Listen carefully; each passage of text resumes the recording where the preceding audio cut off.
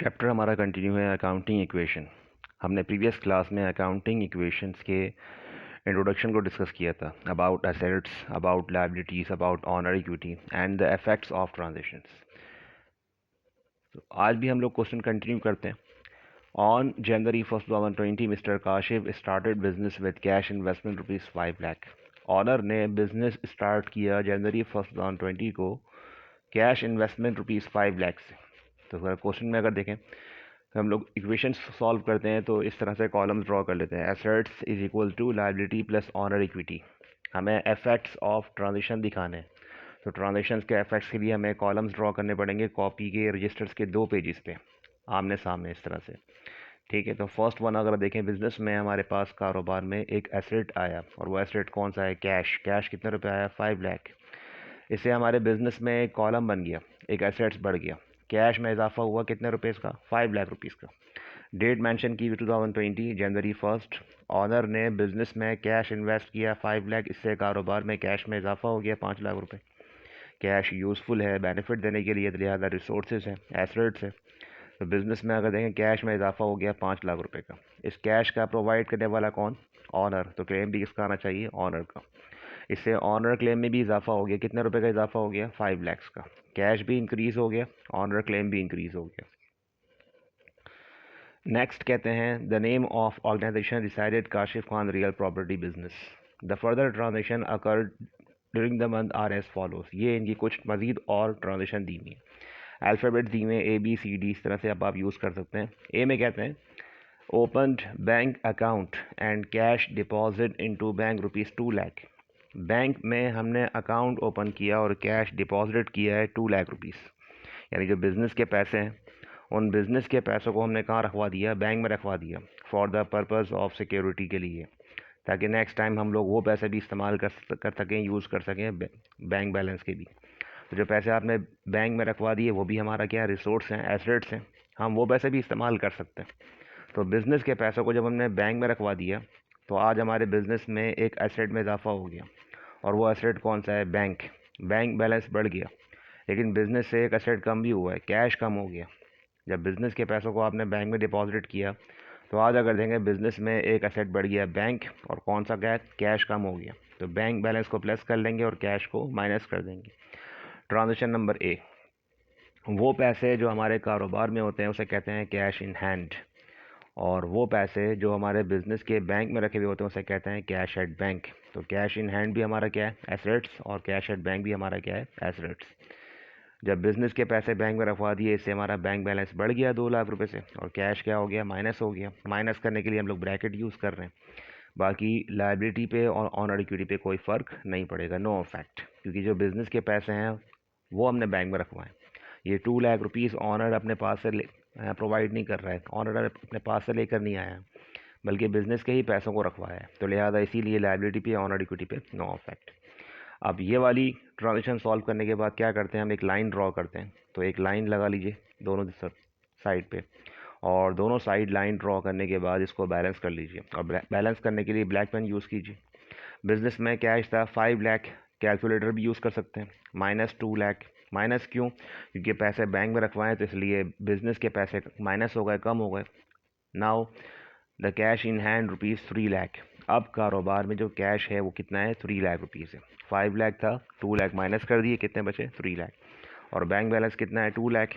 कोई लायबिलिटी नहीं है, ज़ीरो। ऑनर क्लेम कितना रुपए है? 5 लाख रुपीज़। और अभी अगर इक्वेशंस की दोनों साइड मैच करें, इक्वेशंस की दोनों साइड हमेशा बैलेंस होनी चाहिए। तो इस वक्त कारोबार में कैश इन हैंड कितना है? 3 लाख, और बैंक बैलेंस कितना है? 2 लाख, और 3 लाख 2 लाख कितना हो गए? 5 लाख। तो इस वक्त बिजनेस में 5 लाख रुपीज़ के एसेट्स हैं, और क्लेम भी कितने रुपए? 5 लाख। दोनों साइड्स क्या हैं? बैलेंस है। नेक्स्ट ट्रांजेक्शन में कहते हैं बी में परचेज्ड सप्लाईज। लास्ट टाइम हमने डिस्कस किया था कि सप्लाईज किसे कह सकते हैं? फॉर एग्जांपल जो स्टेशनरी के सामान थे, like papers, pencil, scale, glue stick, ink वगैरह, और भी डिफरेंट चीज़ें इस तरह की जो स्टेशनरी में मिल जाती हैं। Purchase supplies and issued a cheque for payment ₹10,000। Supplies purchase की और बदले में हमने चेक इशू किया, यानी जो चेक इशू किया तो ये पैसे बिजनेस से कैश से माइनस नहीं होंगे, बैंक से माइनस होंगे। तो आज अगर देखें सप्लाईज खरीदी और पैसे हमने चेक इशू किया, यानी कारोबार में एक एसेट बढ़ गया और एक एसेट कम हो गया। कौन सा एसेट बढ़ गया? सप्लाईज बढ़ गया और बैंक बैलेंस कम हो गया। तो किस तरह देखें सॉल्व करेंगे? नंबर लिखेंगे बी और सॉल्व करेंगे ब्लू पेन से और बैलेंस करेंगे ब्लैक पेन से। सिर्फ बैलेंस वाली लाइन ब्लैक पेन से की जाएगी और बैलेंस से पहले एक लाइन भी ड्रॉ करते हैं। तो बी ट्रांजिशन में सप्लाईज खरीद के लेकर आए, बदले में चेक इशू की है, तो क्या होना चाहिए? सप्लाईज को बढ़ना चाहिए और बैंक बैलेंस कम होना चाहिए। सप्लाईज को इंक्रीज़ कर दें 10,000 से और बैंक बैलेंस डिक्रीज़ कर दें। एक असेट बढ़ गया और एक असेट कम हो गया। कौन सा असेट बढ़ गया? सप्लाईज बढ़ गया और बैंक बैलेंस कम हो गया। बाकी ट्रांजेक्शन पे कोई फ़र्क नहीं पड़ा। कैश पे नो इफेक्ट, बाकी लायबिलिटी पे नो इफेक्ट, ऑनर इक्विटी पे नो इफेक्ट। अगेन एक लाइन ड्रॉ करें यहाँ पे दोबारा सॉल्व करने के लिए इसको, और फिर लाइन ड्रॉ करके इसको बैलेंस कर लेते हैं। तो कैश था 3 लाख और अब भी कैश 3 लाख ही है, क्योंकि नो इफेक्ट। तो नो इफेक्ट मीन्स कि कैश को हमने कुछ भी नहीं किया, तो अगेन 3 लाख है। बैंक बैलेंस था 2 लाख, 10,000 माइनस हो गए। जब 10,000 माइनस कर दिए कितने बचे? 1,90,000। सप्लाईज कितनी है? 10,000। लाइबिलिटी कितनी है? 0। और ऑनर क्लेम 5 लाख है, तो 5 लाख कॉपी कर देंगे। और अभी अभी अगर बैलेंस दोनों साइड्स के चेक करें, कभी भी अपना स्टेज पे अगर बैलेंस चेक करना हो तो दोनों साइड के आंसर टैली होने चाहिए, और जहाँ इक्वल नहीं हो रहे इट मीन्स कि वहीं से मिस्टेक हो रही है आपसे कोई। तो ज़रा काउंट कर लेते हैं। कैश इन हैंड कितना है? 3 लाख। बैंक बैलेंस है 1,90,000 और सप्लाईज 10,000। 1,90,000 प्लस 10 2 लाख और 3 लाख कितने हो गए? 5 लाख। और 5 लाख के क्लेम्स भी हैं, बराबर भी हैं। सी में कहते हैं परचेज्ड फर्नीचर फॉर कैश ₹60,000। क्या परचेज़ किया है? फर्नीचर। कैसे परचेज़ किया है? कैश पे। तो बिज़नेस में अगर देखें एक असेट परचेज़ किया है फर्नीचर और वो कैश से आया है, यानी कि बिज़नेस से हमने कैश पे किया है। कारोबार में बिज़नेस में एक असेट बढ़ गया और एक असेट कम हो गया। कौन सा असेट बढ़ गया? फर्नीचर। और कौन सा कम हो गया? कैश। तो बिज़नेस में अगर देखें एक नया असेट परचेज़ किया है, just like chairs and table, सोफ़े वगैरह डिफरेंट चीज़ें, डेस्क्स, तो ऐसी चीज़ें जिसको हम लोग फर्नीचर का अलग से कॉलम मेंटेन करेंगे, अलग से टाइटल देंगे फर्नीचर।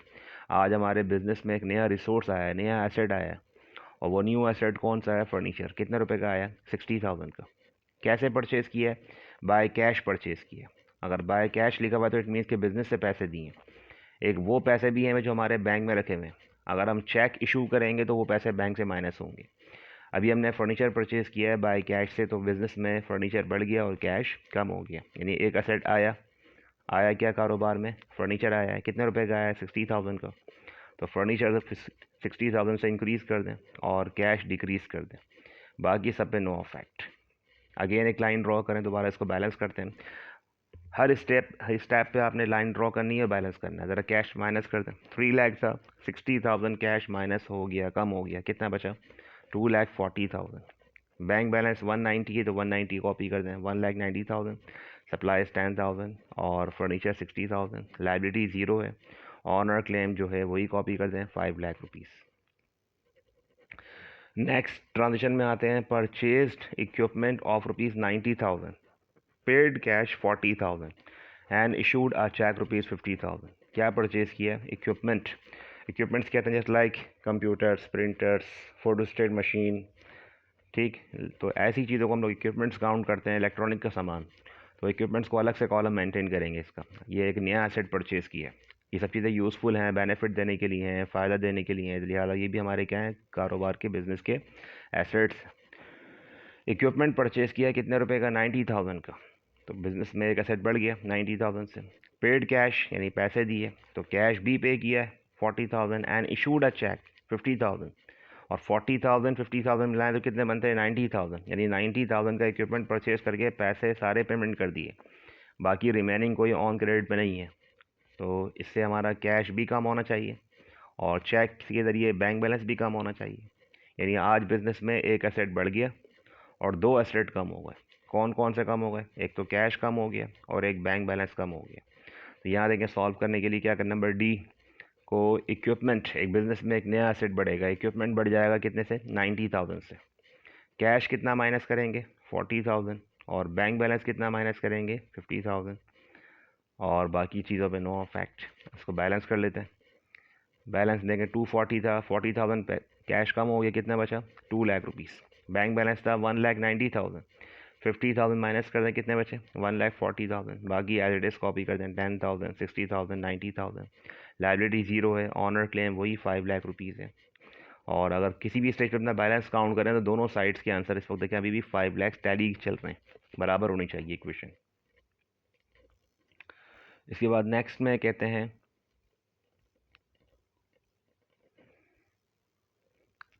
ई में, purchase furniture on credit from Azhar ₹10,000, 60,000। Furniture purchase किया उधार पे अजहर से 60,000 रुपीज़ का। जब हमने फर्नीचर परचेज़ किया तो बिज़नेस में एक नया एसेट परचेज़ करके लेकर आए और वो कौन सा है? फर्नीचर, 60,000 का। तो इससे कारोबार में फर्नीचर बढ़ना चाहिए, तो फर्नीचर को प्लस कर लेंगे। कितना प्लस कर लेंगे? देखें 60,000। 60,000 का फर्नीचर कारोबार में आया, और कैसे आया? On credit. On credit means क्या? हमने उससे क्रेडिटर से प्रॉमिस किया कि पैसे आपको इन फ्यूचर पे कर देंगे बाद में, after 3 days, after 10 days, 1 month. तो उससे एक प्रॉमिस करते हैं, और बाकी चीज़ों पे नो इफेक्ट, कैश पे नो इफेक्ट, बैंक पे नो इफेक्ट, बाकी चीज़ों पे नो इफेक्ट। यानी फर्नीचर में इजाफा हो गया और लाइबिलिटी में इजाफा हो गया। जब जब किसी चीज़ को उधार पे ख़रीदेंगे तो हमारे कारोबार में एसेट बढ़ जाएगा और साथ में लाइबिलिटी बढ़ जाएगी। तो एसेट भी इंक्रीज़, लाइबिलिटी भी इंक्रीज़। अब इसको बैलेंस कर लेते हैं। कैश वैसी कॉपी कर दें, बैंक बैलेंस वैसी कॉपी कर दें, सप्लाईज वैसी कॉपी कर दें। फर्नीचर था 60,000, 60 में 60 प्लस कर लें, और फर्नीचर आया है और ख़रीद के लेकर आया, कितना हो गया? 1,20,000। पहले लाइबिलिटी ज़ीरो थी, अब लाइबिलिटी कितनी है? 60,000 है। एफ में कहते हैं पेड कैश टू क्रेडिटर, पैसे दिए क्रेडिटर को। जब कैश पे किया क्रेडिटर को, इससे हमारा फिर कैश भी कम होना चाहिए और लाइबिलिटी भी कम होनी चाहिए। ये लिखी हुई ट्रांजेक्शन देखें, पेड कैश टू क्रेडिटर। जब कैश पे किया, इससे कैश भी माइनस करेंगे और लाइबिलिटी माइनस करेंगे। तो यहाँ से कैश माइनस कर दें और लाइबिलिटी माइनस कर दें, तो कैश भी कम कर दें 10,000 से और लाइबिलिटी माइनस कर दें। देखिए मेरे पास देखें वाइट बोर्ड पे स्पेस कम बढ़ गया था, इसलिए मैंने बैलेंस इसको नेक्स्ट पेज पे ट्रांसफ़र कर दिया।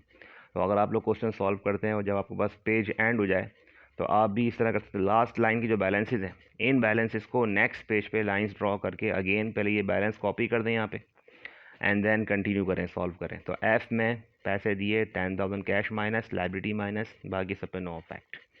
कैश पे करने से कैश कम होना चाहिए और क्या? लाइबिलिटी कम होनी चाहिए, दोनों माइनस कर दें। 2 लाख थे, 10,000 माइनस कर दें, कितने बचे? 1,90,000। और 60,000 लाइबिलिटी थी, 10,000 माइनस कर दें, कितने बचे? 50,000। बाकी remaining as it is copy करते जाएँ, नो इफेक्ट के साथ बैलेंस वैसी कॉपी कर देंगे। जी में कहते हैं owner invested more cash in business, owner ने कारोबार में मज़ीद पैसा इन्वेस्ट किए। जब ऑनर कारोबार में मज़ीद कैश लेकर आए, इससे क्या होना चाहिए? कैश भी बढ़ना चाहिए, ऑनर क्लेम भी बढ़ना चाहिए। जब ऑनर ने बिज़नेस में पैसा इन्वेस्ट किए तो इससे कैश इंक्रीज़, तो कैश को प्लस कर लेंगे। और प्रोवाइड करने वाला कौन है? जो प्रोवाइड करेगा क्लेम भी उसी का होगा। अगर प्रोवाइड करने वाला ऑनर है तो क्लेम भी ऑनर का होना चाहिए। और अगर प्रोवाइड करने वाला जैसे क्रेडिटर है, उधार पे चीज़ किसी चीज़ से ख़रीदी आपने, तो फिर क्लेम भी क्रेडिटर का आना चाहिए। तो अभी देखें, owner invested cash in business, owner ने कारोबार में कैश इन्वेस्ट किया, कैश भी प्लस करें, ऑनर क्लेम प्लस करें, बाकी सब पे नो इफेक्ट। बैलेंस कर लेते हैं। 1,90,000 बैलेंस था, 40,000 प्लस करें, कितना हो गया? 2,30,000। ऑनर क्लेम था 5 लाख, 40,000 प्लस कर लें, कितने हो गए? 5,40,000। जब ऑनर ने इन्वेस्टमेंट की है तो इससे ऑनर क्लेम में इजाफा हो गया, बाकी सब बैलेंस वैसी कॉपी करते जाएंगे। नेक्स्ट कहते हैं issued a cheque to creditor, जब क्रेडिटर को चेक इशू किया, जब क्रेडिटर को चेक इशू करेंगे तो इससे बैंक बैलेंस माइनस कर देंगे। इशू मतलब होता है पैसे देना। आज डिपॉजिट नहीं किए बल्कि पैसे हमने बैंक से इशू किए, तो इशू करने से बैंक बैलेंस माइनस होना चाहिए, तो बैंक बैलेंस माइनस कर दें 10,000 से और लाइबिलिटी माइनस कर दें 10,000 से। इससे बैंक बैलेंस भी कम हो गया, लाइबिलिटी भी कम हो गई, बाकी सारे balance as it is copy कर दें। तो आखिर में इस तरह बैलेंस करने के बाद 1,40,000 बैलेंस था, 10,000 माइनस कर दें, कितने हैं? 1,30,000। और बाकी रिमेनिंग 50,000 लाइबिलिटी 10 माइनस कर दें, कितने बचे? 40,000। एट दी एंड अपने आंसर काउंट कर लें, दोनों साइड्स के आंसर को वेरीफाई कर लें कि दोनों साइड्स के आंसर बराबर हैं। तो इक्वेशंस मैच कर लें, cash plus bank plus supplies plus furniture plus equipment. इस साइड का आंसर कितना आ रहा है? 5,80,000। और इस साइड भी काउंट कर लें, लाइबिलिटी और प्लस ऑनर इक्विटी कितनी आ रही है? 5,80,000। ये वाला क्वेश्चन आप लोग होमवर्क के तौर पे सॉल्व कर सकते हैं for the purpose of practice. आप प्रैक्टिस करें इस क्वेश्चन की, जैसे भी क्लास में भी आपको ये वाला क्वेश्चन करवाया है, तो इसी क्वेश्चन को इसी तरह से देखते हुए आपने ये वाला क्वेश्चन